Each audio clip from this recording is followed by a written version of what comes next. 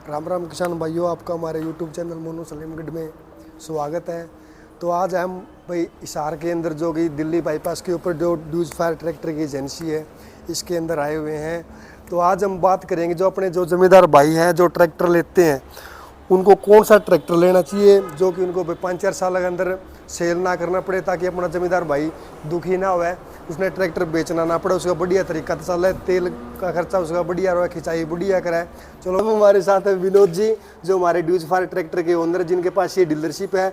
तो आज हम सर से बात करेंगे जमींदार भाई को ट्रैक्टर लेने से पहले किन किन चीज़ों का ध्यान रखना चाहिए जो कि जमींदार को 2-4 साल रखे ट्रैक्टर, बाद में इसको सेल ना करना पड़े और जमींदार भाई को नुकसान ना हो। और तो आज के वीडियो बनाने का मुद्दा जो सिलेक्ट किया है, हाँ जी, और ये मुद्दा जो आपने बहुत अच्छा सिलेक्ट किया है, इस मुद्दे से अगर जो कोई भाई ये वीडियो देखेगा, हम अपना निष्पक्ष तौर के ऊपर आपके सामने अपने पॉइंट्स रखेंगे कि एक ज़मींदार भाई को नया ट्रैक्टर लेने से पहले किन किन चीज़ों के ऊपर ध्यान देना चाहिए जिससे कि उसका चुनाव गलत ना हो, ना उसको आर्थिक तौर के ऊपर पैसों के अंदर नुकसान भुगतना पड़े, ना मानसिक तौर पे परेशान होना पड़े। वो एक बार पैसा लगाए और उस एक बार पैसा लगाने के बाद तो जमींदार भाई को जो आपने सवाल पूछा कि नया ट्रैक्टर ख़रीदने से पहले किन किन बातों को ध्यान में रखना चाहिए जिससे कि उन्हें आर्थिक तौर पे और मानसिक तौर पे परेशान ना होना पड़े और ट्रैक्टर को जल्दी बेचना ना पड़े। तो उसमें वैसे तो कई मुद्दे होते हैं। जैसे हम स्टार्ट करते हैं कि भाई किस इंजन एचपी वाला ट्रैक्टर लेना चाहिए। तो जो इंजन एचपी है वो आप तय करोगे कि आप घर की खेती, इन द सेंस मतलब आप अपने खुद की खेती के अंदर जो इम्प्लीमेंट चलाते हो उसके हिसाब से आपने ट्रैक्टर लेना है, या आप किराए का काम करते हो तो किराए के काम के हिसाब से ट्रैक्टर लेना है। अब घर की खेती में तो चलो आप नॉर्मल हैरो, कल्टीवेटर, अपनी बिजाई मशीन, स्प्रे, ये नॉर्मल इम्प्लीमेंट यूज़ करोगे, तो उसके लिए तो आप 35 एचपी से लेके 40 एचपी के बीच में आप ट्रैक्टर ले सकते हो। अब अगर हम बात करें किराए के काम के लिए, किराए के काम में भी डिपेंड करता है कि आप कौन से इम्प्लीमेंट किराए के काम में यूज़ करना चाहते हो। जैसे किसी भाई को कंप्यूटर गोड़ी यूज़ करनी है, या प्लाऊ, पल्टी प्लाऊ जो आता है वो पल्टी प्लाऊ चलाना है, तो उसके लिए उस भाई को 4 व्हील ड्राइव ट्रैक्टर लेना चाहिए। और जिस भाई को पीटीओ से जुड़े हुए इम्प्लीमेंट चलाने हैं किराए पे, जैसे आपका रोटावेटर हो गया, आपका सुपर सीडर हो गया, या आपका स्ट्रो रिपर हो गया, तूड़ी बनाने वाली मशीन होगी, तो अगर किसी भाई को वो इम्प्लीमेंट चलाने के लिए ट्रैक्टर की ज़रूरत है तो वो जो ट्रैक्टर लेगा वो कम से कम उसको 50 एचपी का ट्रैक्टर लेना चाहिए। और ये तो होगी इंजन की एचपी की बात। अगर हम बात करें कि इंजन एचपी के बाद में, जैसे मैंने आपको बताया कि पीटीओ से जुड़े हुए जो संच चलाना चाहता है, तो वो एक ऐसा ट्रैक्टर चुने, सभी कंपनियों के पास में अपने तसल्ली करे, जाके पता करे किस 50 एचपी के ट्रैक्टर के अंदर, किस कंपनी के ट्रैक्टर के अंदर ज़्यादा पीटीओ एचपी आपको मिलती है। क्योंकि जिस भी कंपनी के अंदर आपको ज़्यादा पीटीओ एचपी मिलेगी और आपको इम्प्लीमेंट भी पीटीओ के चलाने, तो आपको तो पीटीओ मजबूत चाहिएगा। बिल्कुल। तो उसके हिसाब से आप अपने ट्रैक्टर का चयन करें जिसमें ज़्यादा से ज़्यादा पीटीओ एचपी मिलती हो, 50 एचपी, 55 एचपी। और रही बात नॉर्मल के अंदर आप बात करो, तो नॉर्मल के अंदर अब आप 35 से 40 एचपी के जो ट्रैक्टर आप अपने घर की खेती के लिए लेना चाहे वो ले सकते हैं। 45 एचपी तक आप अपने घर की खेती में ट्रैक्टर ले सकते हैं, क्योंकि आजकल 7 फीट का रोटावेटर कॉमन हो गया, वो घर की खेती में भी यूज़ करता है। पीटीओ एचपी के मामले में कौन सा ट्रैक्टर बढ़िया जी सबसे?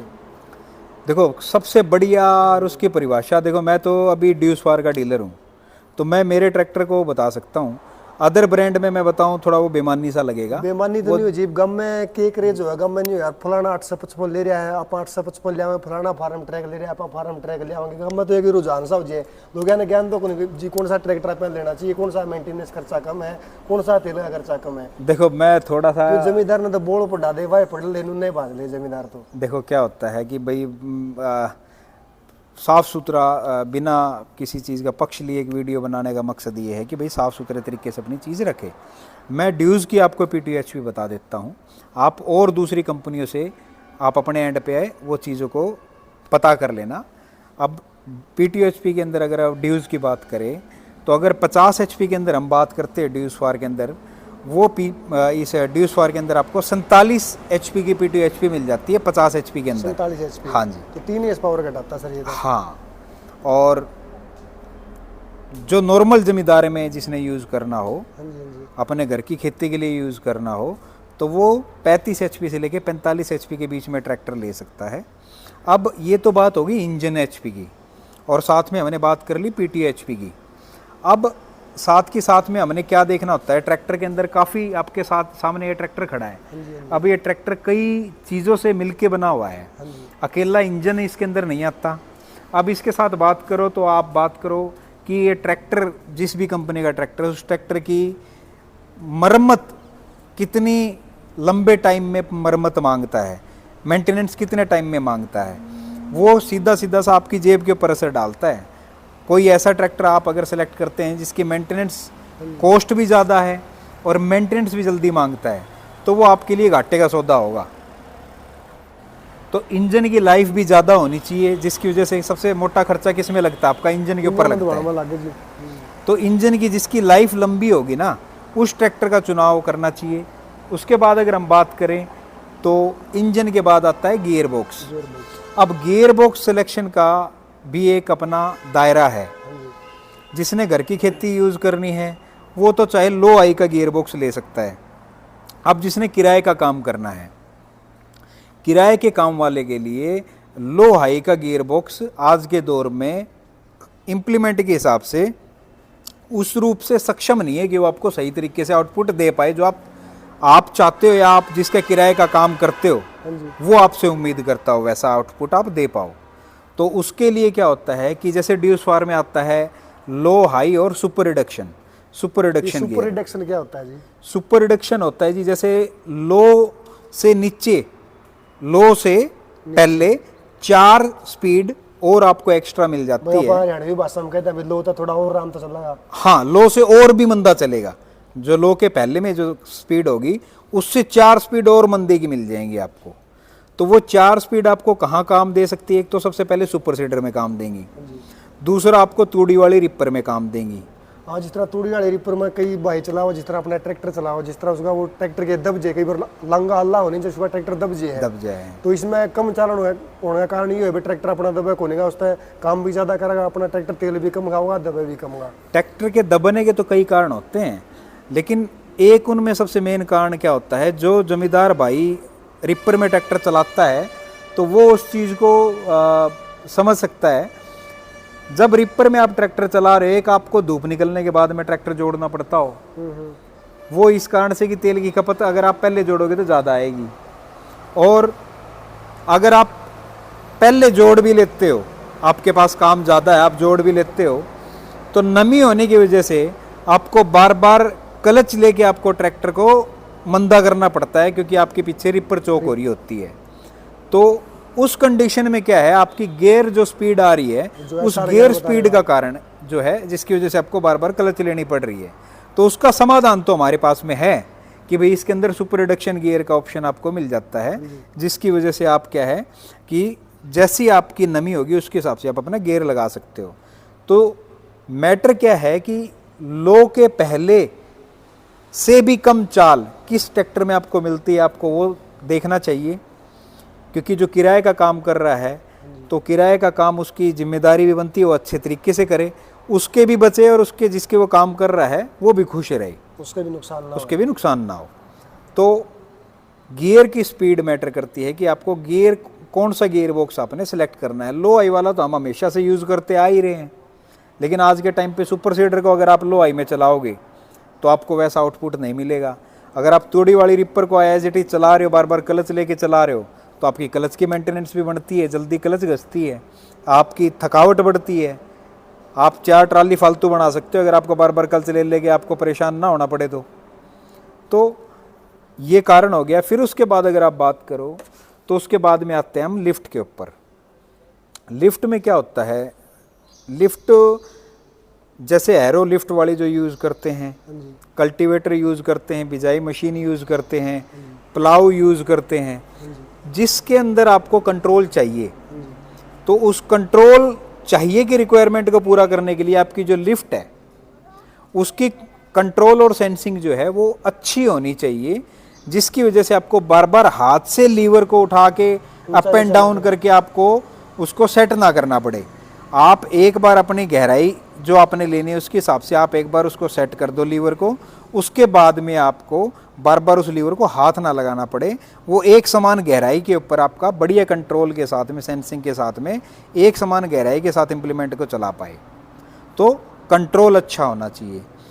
अब लिफ्ट के अंदर कंट्रोल हो गया, अब उसके साथ में आती है लिफ्ट की कैपेसिटी क्या है। अब जो आज के टाइम पे सुपर सीडर आ गया, सुपर सीडर जितना वजनदार इम्प्लीमेंट इससे पहले कभी आया नहीं था ना जी, वो तो ट्रैक्टर ने उठा दिया अगर ट्रैक्टर दो टायर अब चल रहा है ट्रैक्टर। तो कई देखा, कई तो आगे बोझ भरे रखा है ट्रैक्टर में। ट्रैक्टर आगे से उठना समस्या कम है, आगे से उठने का तो आप समाधान कर सकते हो वजन बढ़ा के, हाँ जी, लेकिन आपकी लिफ्ट जो है उसकी उसको उठाने की क्षमता है कि नहीं है, मैटर वो करता है।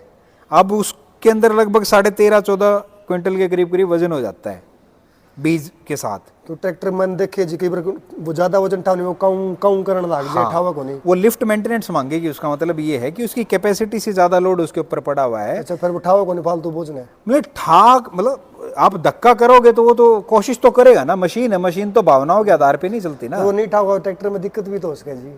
दिक्कत भी हो सकती है। हम पर्टिकुलर लिफ्ट की कैपेसिटी पे बात कर रहे हैं, ट्रैक्टर हम मान रहे हैं ओके है। हाँ जी, अगर लिफ्ट के ऊपर ट्रैक्टर जो उसको इम्प्लीमेंट उठाना है वो उठाने में अगर दिक्कत हो रही है तो उसका मतलब आप उसके साथ धक्का ना करो, उसकी कैपेसिटी कम है, जिसकी वजह से क्या है कि उसको उठाने में दिक्कत है, तो वो मेंटेनेंस बनेगी अगर आप उसको लगातार यूज़ करोगे तो उस कंडीशन में।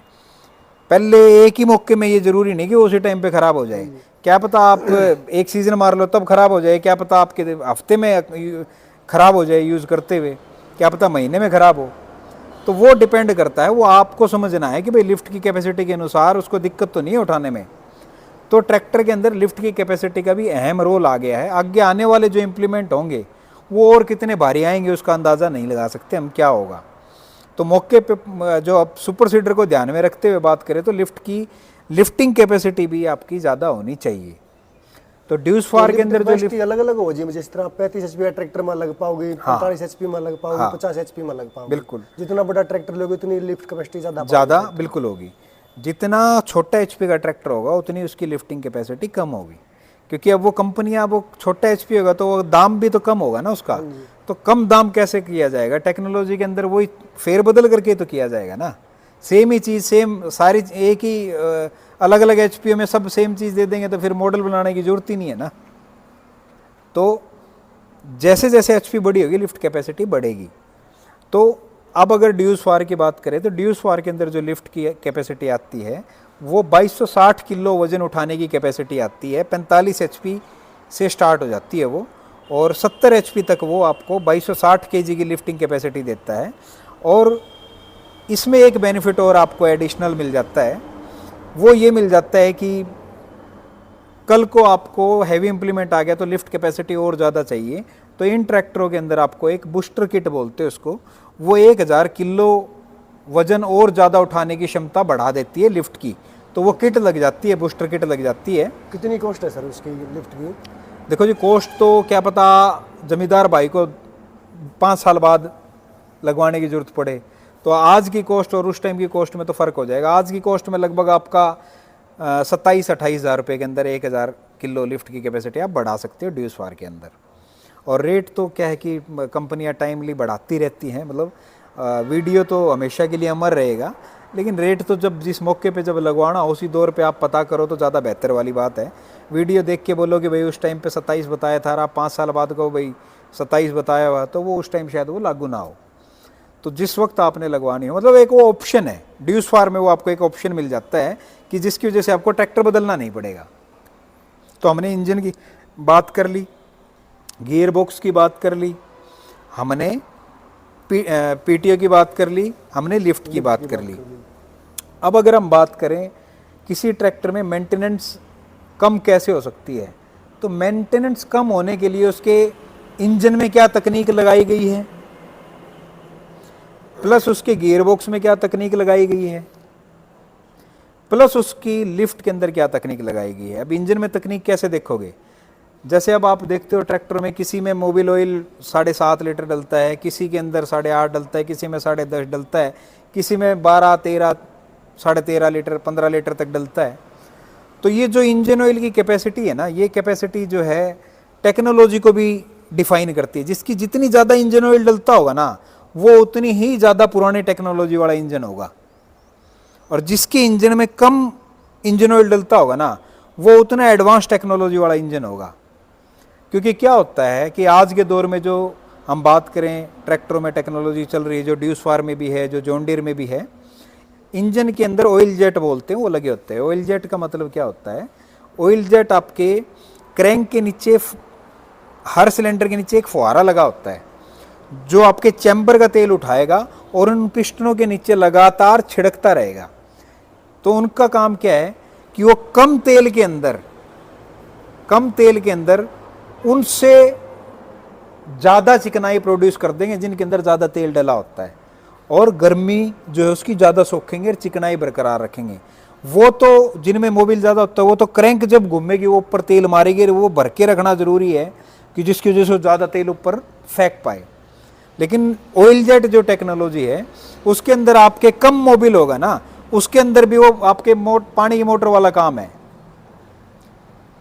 एक आप बाल्टी भर भर के पानी मारो और एक आप मोटर चला के पानी मारो, वो फर्क है।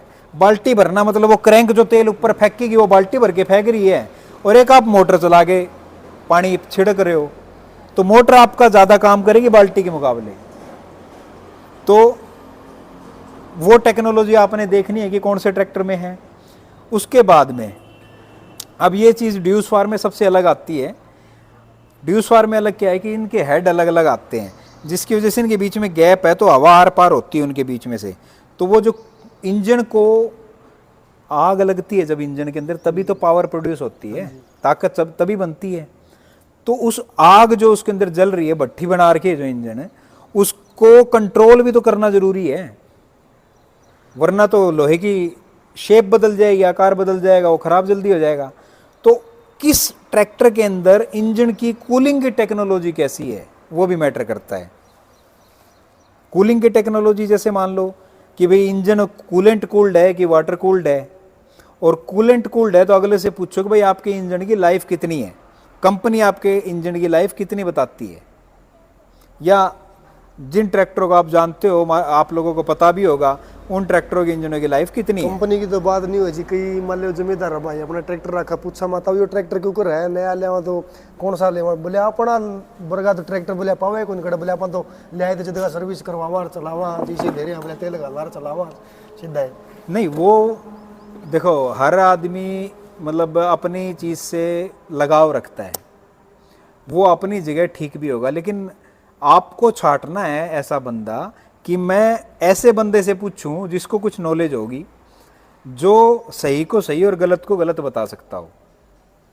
अगर आप नॉर्मली बात कर लो, आपको अगर किसी से सलाह लेनी हो तो आप हर किसी से सलाह लोगे तो क्या पता। तो सलाह की बात नहीं हो जी, कोई भी जिम्मेदार भाई किसी भाई दौर जाओगा जी, मान के चलो मेरे दौर है फार्म ट्रैक कंपनी का ट्रैक्टर है यार, मैंने ट्रैक्टर लेना था, कौन सी कंपनी का लूँ भाई, तू फार्म ट्रैक ले, 855 वाला दौर जाऊंगा, उन्होंने कहा ना तू 855 ले। वही तो आपको अब मिले तो बंदे ही है ना जो ट्रैक्टर यूज करते हैं। तो अब हर गांव में मतलब हर गांव में ऐसे बंदे होते हैं जिनकी एक पहचान होती है कि भाई ये बंदे ने इतने अलग अलग कंपनियों के ट्रैक्टर यूज कर लिए, और ये बंदा नॉलेज वाला बंदा भी है। तो ऐसे बंदों से आप पता करोगे ना, तो वो एक मौके, वो निष्पक्ष आपको बताए, अच्छी चीज को अच्छी, बुरी चीज को बुरी। तो उन बंदों से अगर आप सलाह लोगे तो आपकी नॉलेज बढ़ेगी। अगर आप वैसे नॉर्मली मतलब मेरे पास जो ट्रैक्टर है मैं उसी को आप मेरे से पूछोगे तो मैं तो उसकी बता दूंगा, क्या पता मेरे को दूसरा मैंने कोई और यूज़ ना किया हो, तो मैं औरों की कैसे कमी बता सकता हूँ। और बिना यूज़ किए अगर मैं औरों को कमी बता के अपना अच्छा बता रहा हूँ तो भी गलत है। तो आपको वो बंदे सेलेक्ट करने पड़ेंगे, चाहे आपको अपने गाँव में या आसपास के गाँव में या आपके फ्रेंड सर्कल में, वो चीज़ वहाँ से पता लगेगी कि भाई ये बंदा टेक्निकल साउंड है और ये बंदे के तजुर्बे के आधार पे ये सही या गलत आपको अपनी एक सोच के तौर पे बता सकता है। करना, फैसला लेना और वो चीज़ लेनी, तो आपको उसके लिए बहुत सारा रिसर्च करना पड़ेगा जी। हर डीलरशिप पे जाके उनसे भी तो पता करोगे कि भैया आपकी इस ट्रैक्टर मॉडल के अंदर क्या खासियत है, एक बार आप हमें समझाओ। सबसे बढ़िया सिस्टम होता है नॉलेज इकट्ठी करने का। हर ट्रैक्टर डीलरशिप पे जाओ, हर एक के साथ में चर्चा करो, उनका दिमाग खाओ। अब जमींदार तो दिमाग को रखाओ जी, जमींदार तो क्या करा बोले यार वो आया था मेरे तो है, वो 570 का दे है, वो 550 का दे है, वो 520 का दे है। जमींदार का तो नहीं दिमाग खराब हो जी। देखो जी,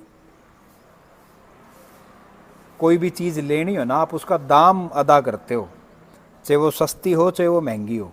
टेक्निकल ज्ञान खोल ले हुए। तो वो चीज़ें जब तक आप अपने मन में नहीं सोचोगे कि मेरे को पता होनी चाहिए, जब तक कोई आपको स्पेशली आगे नहीं बताएगा, और अगर कोई बताएगा तो आप उसमें इंटरेस्ट नहीं लोगे। तो पैसे जब आप लगा रहे हो तो आपको पता होना चाहिए, वो जमा पूंजी आप उसके ऊपर लगा रहे हो तो मेरे काम की चीज़ है कि नहीं है, वो पता करके ही मैं वो चीज़ खरीदूँ। अब हमारे ट्रैक्टर सबसे महंगे ट्रैक्टर हैं, तो हमारे भी तो खरीदार हैं, हमारे ट्रैक्टर के खरीदार भी तो हैं, और जो सस्ते ट्रैक्टर उनके खरीदार भी हैं। तो खरीदार तो मार्केट में सब तरह के हैं, लेकिन कौन किस तरीके से सोचता है वो उसकी सोच के ऊपर निर्भर करता है। हर कंपनी के ट्रैक्टर बिकते हैं, ऐसा तो है नहीं एक के बिकते हो, सबके बिके जी। सब ड्यूस फार्म में गवर्नर लगा आता है। डीजल पंप औरों में आता है माइको, और इसमें आता है गवर्नर जो ड्यूस का खुद का है। यो आप बता रहे हो जी, यो गवर्नर में माइको और क्या बता रहे थे आप? इसको गवर्नर बोलते हैं। गवर्नर और माइको। जमींदार ने तो बेरा को नहीं होता जी, गवर्नर के हो माइको के मार लेने बोले माला तो तेल कम खा बोले। हाँ। क्या होता है कि इंजन को ताकत बनाने के लिए तेल जलाना पड़ता है, तेल के प्रेशर से वो पिस्टन अप एंड डाउन करते हैं जब वो तेल जलता है। तो उन तेल को किस मात्रा में सप्लाई करना है, तो उसके लिए पंप लगाया जाता है, डीजल पंप, कि वो तेल को पंप करके उस इंजन के अंदर पहुंचाए। तो हर एक का अपना अपना अलग अलग मैकेनिज्म होता है। जिस तरह माइको बोश है, वो लगभग इंडिया में जितने ट्रैक्टर आ रहे हैं लगभग 90% ट्रैक्टरों के अंदर वही आपको मिलेंगे। वो कंपनी जो है डीजल पंप बनाती है, माइको बोश। और अब जिस तरह ड्यूज या सामे की बात करो तो इनके अंदर ये गवर्नर आता है, ये ड्यूज का खुद का है। इसका गवर्नर बता रहे हो सर, इसका फायदा क्या है इसका गवर्नर का? फायदा मशीन के अंदर जो, इसको मान लो हम गवर्नर बोलते हैं, आप इसको डीजल पंप मान लो देसी भाषा में। इसका काम क्या है, डीजल को जो है इंजन के अंदर सप्लाई करना, तोल के सप्लाई करना, किस सिलेंडर के ऊपर कितनी ज़्यादा। वह बात तोलन वाली आ गई जी। तोलन में जिस तरह अपना गाँव में ट्रैक्टर रखे के वगैरह में कितना तेल खाओ बोले माला तो बोले खाली भरिया बराबर है। हाँ, वो इसलिए बराबर है, जैसे मान के चलो कि आप लोड का काम कर रहे हो, लोड के काम में चलो 100-200 ग्राम फालतू खा जाए अलग चीज़ है। आप खाली रोड पे चल रहे हो तब भी वो उतना ही तेल ले रहा है। बान में चल तो भी इतना ले, लोड में चल तो भी इतना ले, खाली चल तो भी इतना ले। तो उसमें क्या है कि मान लो आपका खर्चा बराबर मानो आप, हाँ, तो उसमें मान लो थोड़ी बचत वाला सिनेरियो जो है वो थोड़ा सा कम हो जाता है। तो अब इसमें गवर्नर आता है, तो उसमें फ़र्क क्या होता है, मैकेनिज्म का फ़र्क है। गवर्नर उस चीज़ को जल्दी सेंस करता है, लोड को, कि भैया अब लोड बढ़ गया तो तेल अब बढ़ाना पड़ेगा।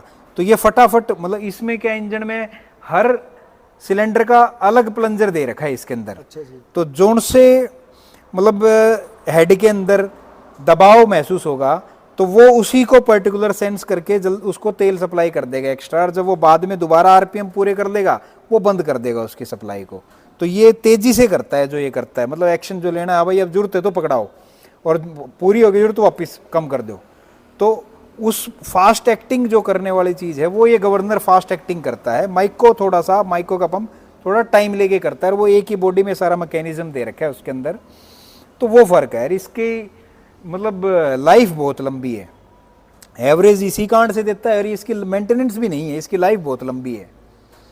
अगर आपके डीजल में ही मान लो खराबी है, पानी मिक्स आ रहा है या कोई कचरा मिक्स आ रहा है, तो देखो इसका उसमें कोई दोष नहीं है अगर ये खराब होता है तो। एक तेल कम खाओ जी। जिस तरह अपने के और ब्रांड का ट्रैक्टर ले लो, जिस तरह मैं सामने की बात करूं भाई, जिस तरह और ट्रैक्टर चलाओ आप रोटावेटर में चलाने लग रहे हैं आप, तेल पे बात आ गई भाई, बोले वो 1 किला में 5 लीटर तेल खावा ट्रैक्टर। यो ट्रैक्टर क्या करेगा, और यहाँ तक कम ले होगा तेल, मान के चलो इसने सपोज करो भी आधा लीटर तेल कम लिया, भी मेरे वर्गा भाई लाले कोई किराया काम करने लग रहा है, उसने 10 किले में रोटावेटर मार दिया शाम तक, 5 लीटर तेल बचा के दे दिए। 5 लीटर तेल में वो 1 किला में और मारा, 1500 रुपये नारे छाप के दर दिए। बिल्कुल बिल्कुल। अब क्या होता है कि अब आप मान लो किराए का काम करते हो, किराए का काम करते हो तो कोई कह देता है रोटावेटर में मेरा 7 लीटर भी पी गया, 8 भी पी गया, कोई कह दे 4.5 पी गया, कोई कह दे 5 पी गया। तो देखो ट्रैक्टर आपका पूरा ओके है, उसके बाद आती है बात इम्प्लीमेंट के ऊपर। अब जो पीछे इम्प्लीमेंट आप पीटी वाला जोड़ के चलोगे ना किसी भी ट्रैक्टर के पीछे, उसमें उसके ट्रैक्टर के हिसाब से इम्प्लीमेंट के राउंड मैच होने जरूरी है। अगर वो आपके राउंड मैच नहीं करोगे तो आपकी तेल की एवरेज नहीं देगा, क्योंकि ट्रैक्टर दबेगा। फिर मैच चक्कर करवाने चाहिए। जमींदार भाई तो क्या करा, ले आओगे पीटीओ सीधा गुल्ला ट्रैक्टर हमें ठोक देगा, चल दो कर देगा। देखो हर ट्रैक्टर के चक्कर अलग अलग होते हैं, किसी के मैच कर जाए तो ठीक चल जाएगा, अगर किसी के मैच नहीं कर रहे हैं तो वो आपकी तेल के औसत जो है वो ख़राब करेगा। उसमें ट्रैक्टर का दोष नहीं होता, इम्प्लीमेंट के चक्कर मैच होने जरूरी है। और वो जब आपको नॉलेज होगी ना, उसी वक्त वो आप उस चीज़ को महसूस कर सकते हो और उसको उस तरीके से मैच करके आप चलाओगे तो आपकी बचत है। और जब मैच करके नहीं चलाओगे, आप नॉलेज नहीं लोगे, तो आपके ही नुकसान है। तो ज़मींदार भाइयों से ये अपील है कि भाई मान लो पीटीओ का आप कोई भी इम्प्लीमेंट आप ट्रैक्टर किसी भी कंपनी के ट्रैक्टर के पीछे चलाओ तो उसके पीछे उसके राउंड मैच होने चाहिए। जिसमें गियर बॉक्स है तो उसमें गिरारी का जोड़ा मैच होना चाहिए, थ्रेशर है, रिपर है, उसमें पुली साइज आता है, पुली साइज मैच होना चाहिए। तो वो चीज़ गौर करने वाली होती है। ये नहीं कि भाई किसी का ट्रैक्टर कौन सी कंपनी का उसके पीछे जो इम्प्लीमेंट हुआ आप लेके आ गए, आपके पास दूसरी कंपनी का ट्रैक्टर, आपने भी वही जोड़ के चल पड़े, तो आपके ट्रैक्टर ने तेल ज़्यादा ले लिया या दब गया तो आपका ट्रैक्टर ख़राब हो गया। सबसे पहले इम्प्लीमेंट के चक्कर चेक करो आप, ट्रैक्टर खराबी के ऊपर आखिरी में पहुंचना जी। उससे पहले और चीज़ों के ऊपर गौर करना होता है। जो इम्प्लीमेंट के चक्कर हैं सबसे मेन कारण होता है वो। तो ये चीज़ ध्यान देने वाली होती है। और बताओ। तो अब कुल मिला के अगर हम सारी चीज़ों का निचोड़ या निष्कर्ष निकालें तो अल्टीमेटली जमींदार भाई को नया ट्रैक्टर लेने से पहले ये सोचना चाहिए कि मेरे को 20-25 साल ना बेचना पड़े ऐसा मैं ट्रैक्टर लूँ, चाहे उसके दाम मेरे को थोड़े फालतू देने पड़े। भाई सस्ते को परीक्षा नहीं देनी पड़ेगी, महंगे को परीक्षा देनी पड़ेगी, लेकिन आप अगले से परीक्षा की उम्मीद ना करके खुद को इतना मजबूत बनाओ कि आपको नॉलेज हो, आप अपना सही चुनाव कर पाओ। कोई भी ट्रैक्टर से आपको सस्ते में आपको ये लगता है भाई मेरे लिए बेस्ट ये, तो आप वो लो, लेकिन आप अपनी समझ के अनुसार लो। सबसे पहले तो ट्रैक्टर एवरेज अच्छी देता हो। नंबर 2, ट्रैक्टर 20-25 साल के हिसाब से चले, मेंटेनेंस ना मांगता हो। एक होती है रूटीन की मेंटेनेंस, जो सर्विस करानी हो तो आप उन्हें करानी पड़ेगी, हर ट्रैक्टर की सस्ता हो से महंगा हो। एक होती है पीरियोडिक मेंटेनेंस, मतलब कुछ टाइम चलने के बाद में तोड़ फोड़ करना और उसकी वजह से आपकी मेंटेनेंस कॉस्ट बढ़ना। तो वो किस में लंबी है, मतलब मेंटेनेंस किसके अंदर मेंटेनेंस का खर्चा कम आता है, लंबे दौर तक खराब नहीं होता वो। फिर उसके साथ बात करो तो आज के दौर में 2 व्हील चल रहा है, कल को 4 व्हील चाहिए, तो वो ट्रैक्टर 2 व्हील से 4 व्हील में कन्वर्ट हो सकता है कि जो आपके पास में है, वो भी देखना जरूरी है आपको। पीटीओ एचपी, अगर आपको पीटीओ के इम्प्लीमेंट चलाना तो पीटीओ एचपी ज़्यादा होनी चाहिए। 4 व्हील बता रहे हैं सर आप, कौन कौन सा ट्रैक्टर 4 व्हील है उसका? हमारी नॉलेज के हिसाब से तो प्रेजेंट में तो सिर्फ ड्यूस फार ही है जो 2 व्हील को आप 4 व्हील बना सकते हो और 4 व्हील को 2 व्हील बना सकते हो। ड्यूस फार या साम्य, चाहे आप साम्य का 2000 मॉडल देख लो, उसको भी 4 व्हील बना सकते हो आप, और 4 व्हील को 2 व्हील बना सकते हो। इसी तरह ड्यूज है, इसको 45 HP से 80 HP तक आपको 2 व्हील को 4 व्हील, 4 व्हील को 2 व्हील आप बना सकते हो। और कंपनी में जिसमें भी हो दोस्तों, आप एक बार देख लेना, हमारे में आता है तो मैं आपको ये चीज़ बता रहा हूँ। ये मतलब एक ध्यान देने वाला मुद्दा है, आप और कंपनी में भी एक बार आप चेक कर सकते हो। अब फिर उसके बाद में बात करो तो ट्रैक्टर में एक मेंटेनेंस बनती है लीकेज की वजह से। जब उसके अंदर डस्ट जाएगा तो आपका तेल खराब होगा, तेल खराब होगा तो पुर्जों को खराब करेगा, तो उसकी आप एक मेंटेनेंस होती है। एक बिना पैकिंग वाला ट्रैक्टर होता है, एक पैकिंग वाला है। पैकिंग का काम है, वो गत्ता है, वो गर्म ठंडा होकर बीच में से कटेगा या उसमें गैप बनेगा तो वहाँ से मोबिल या सील जो भी निकलेगा। तो बिना पैकिंग वाला ट्रैक्टर हो जिसकी वजह से उसके अंदर वो सील टू सील पैक हो, जिसकी वजह से आपको लंबे टाइम तक मेंटेनेंस ना मांगे वो ट्रैक्टर। फिर उसके साथ बात करो, लिफ्ट के कंट्रोल अच्छा होना चाहिए, लिफ्ट की कैपेसिटी अच्छी होनी चाहिए। फिर उसके साथ में अगर आप बात करो तो फ्रंट एक्सल और रियर एक्सल, कौन सी टेक्नोलॉजी है फ्रंट और रियर एक्सल के अंदर जिसके अंदर उनके अंदर मेंटेनेंस ना बढ़ती हो, कितनी लंबी लाइफ तक हो। 4 व्हील लेना है कि 2 व्हील लेना है, 4 व्हील लेने का काम, 4 व्हील ट्रैक्टर सिर्फ उन किसान भाइयों के काम का है जिनको इंजन की ताकत वाले इंप्लीमेंट चलाने और बड़े साइज के इंप्लीमेंट चलाने। छोटे HP का 4x4 लेना है और बड़े इंप्लीमेंट चलाने। जो आप बड़े 2 व्हील ड्राइव पे चलाते हो HP वाले ट्रैक्टर के पीछे, वो आप छोटे 4 व्हील ड्राइव के ऊपर चला पाओ। तो हैरो होगी, कल्टीवेटर हो गया, प्लाऊ हो गया, आपका कंप्यूटर गोड़ी होगी, जो इंजन की ताकत से चलने वाले इंप्लीमेंट है, उनके अंदर आपको 4 व्हील ड्राइव जो है आपको लेने में फ़ायदा रहेगा। जैसे अभी आप 50 HP का ट्रैक्टर 2 व्हील ले रखा आपने, और अगर आप 50 HP का 4 व्हील लेते हो, 2 व्हील पे आप 9 के एरो चला रहे हो और 4 व्हील के ऊपर आप 12 के एरो चला रहे हो, तो उनके इम्प्लीमेंट का साइज में फ़र्क आ गया, उस चीज़ को कवर करने में फ़र्क आ गया। तो इंजन तो 85 HP का दोनों ट्रैक्टरों में, लेकिन ताकत का फ़र्क आ गया। 4 व्हील ड्राइव ट्रैक्टर के जो टायर होंगे वो अगले टायर पीछे वाले ट्रैक्टरों की ताकत को सपोर्ट करेंगे आगे बढ़ने के लिए, तो वो उतने HP का ट्रैक्टर बड़े इम्प्लीमेंट चला देगा। तो लेकिन PTO के किसी भी इम्प्लीमेंट के अंदर 4 व्हील ड्राइव का कोई काम नहीं होता। जो बाइक किराए का PTO के इम्प्लीमेंट के साथ काम करता है वो 4 व्हील पे ना जाए, वो अपना 2 व्हील ड्राइव ट्रैक्टर ले। ये चीज़ कंसिडर करने की होगी। ओवरऑल अगर आप देखो तो मोटा मोटी अब आपके ये सारे पॉइंट्स हैं जो एक जमींदार भाई को ये चीज़ दिमाग में रखनी चाहिए कि मैं इसके अनुसार कौन सा ट्रैक्टर, सर्वगुण संपन्न कौन सा ट्रैक्टर होगा वो मैं छाटूं जो उसकी ज़रूरत को पूरा करता होगा।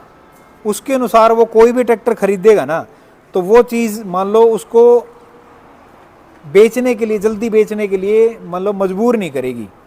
अब आपने ट्रैक्टर ले लिया सस्ता, खूब रीसेल वैल्यू है, लेकिन वो जो आपके काम के अनुसार जो फीचर चाहिए थे वो आपको मिले नहीं। आपने पैसे देख के तो ट्रैक्टर ले लिया, आपके बजट में, आपका बजट कम था, चलो आपने कम बजट के हिसाब से ले लिया, लेकिन वो ट्रैक्टर आपको 2 या 4 साल बाद ही बेचना पड़ गया, तो आपके आर्थिक तौर पे भी नुकसान तो हो ही गया। तो अगर आपके पॉकेट अलाउ करती हो तो बढ़िया से बढ़िया एक बार पैसे लगा के आप कोई भी चीज़ लो जिसमें आपको मन में यूँ गड़ानी या कुछ ऐसा फील ना हो कि भाई मैं, अगर वो चीज़ थोड़ी सी महंगी थी, अगर उसके ऊपर मैं पैसे लगा लेता तो आज मैं निश्चिंत होता।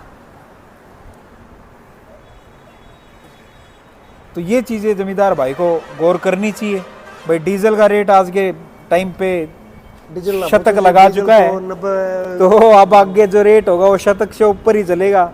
तो किराया जो है मान लो वो 70, 75, 80 रुपये लीटर के हिसाब से जो पैसे चार्ज करते थे, आज वो 100 हो चुका है, तो उसके मुकाबले तो पैसे बढ़े नहीं, तो बचत ही घट रही है।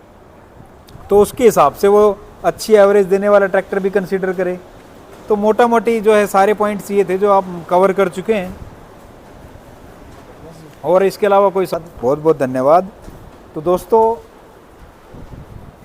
आज का जो वीडियो है एक ये नॉर्मल सा वीडियो है, हमने अपनी तरफ से कोशिश करी है कि आपके साथ में बहुत ज़रूरी चीज़ है और जो सबसे ज़्यादा इग्नोर की जाती है वो चीज़ के ऊपर चर्चा की है। तो ये वीडियो आपको अगर अच्छा लगा हो तो आप इसको लाइक कीजिएगा, कमेंट के माध्यम से अगर आप कोई सवाल पूछना चाहते तो वो पूछिएगा, और अगर आपको ये पसंद आया हो तो ये वीडियो आगे शेयर कीजिएगा, जिससे कि और किसान भाइयों तक ये मैसेज पहुँचे कि वो अपनी मेहनत की कमाई सोच समझ कर लगाए, जिसके ऊपर भी लगाए। धन्यवाद। राम राम।